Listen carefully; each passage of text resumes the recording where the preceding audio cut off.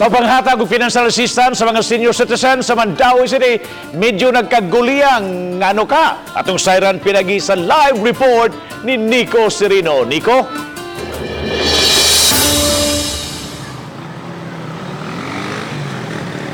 Yes, Bob, mitumaw ang mga reklamo o atensyon sa distribution karong adlaw sa financial assistance alang sa mga senior citizens sa Mandaue City.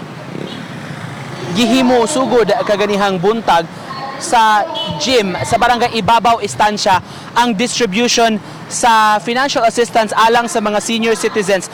Mao kini ang social pension o pondo nga gikan sa national government nga i-release pinaagi sa DSWD. Sa Mandaue City kapin sa 1,200 ka mga senior citizens nga mga indigents ang kwalipikado nga makadawat, Bob, sa tag 500 pesos matag buwan nga social pension gikan sa gobyerno.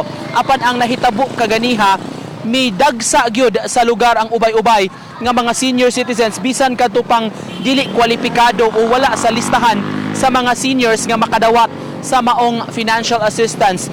Binulto ang paghatag sa DSWD ning maong pondo sulod sa pipila ka buwan ang i-release nila nga funding nga tag 500 pesos ang binuwan alang sa katong kwalipikado nga makadawat. Ubay-ubay ang mga bagulbol sa mga senior citizens nga matod pa nanunga og nagtuo nga mao kini ang financial assistance nga naanda na nga gi-release sa Mandaue City Government. Apan mao kini ang gi-distribute kaganiha ang financial assistance alang sa mga seniors nga indigents nga gikan sa DSWD. Matod sa atong pakighinabi sa telepono ni Dr. Maricel Yu, ang hepe sa CSWS, di gyud tanan nga mga seniors ang ilang narilisan kaganiha, labi na gyud katong wala sa listahan nga nagreklamo nga mga senior citizens gumikan kay may pipilaman nga wala ma-validate ang ilang mga pangan. Mao tong di sila makadawat sa pondo. Gihunong na lang sa tagduma sa DSWD ang distribution kaganiha gumikan gyud sa pagdagsa sa mga tao og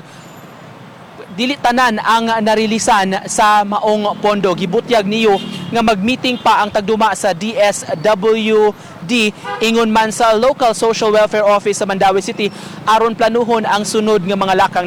Nagninguha siya nga mapun-an pa kining kapin sa 1,002 ka mga qualified beneficiaries gumikan kay may uban man nga wala pa maapil sa pagpa-validate ang ilang mga pangan nga nanginahanglan sab sa maong pondo. Abiso sa CSWS sa mga seniors nga magpaabot na lang sa abiso gikan sa ilang buhatan sa Social Office for Senior Citizens Affairs ingon man sa CSWS aron mahibaw kung kanusa ang sunod nga schedule sa distribution sa social pension gikan sa DSWD. Mao kad ang latest, Bob, gikan dinhi sa gawas.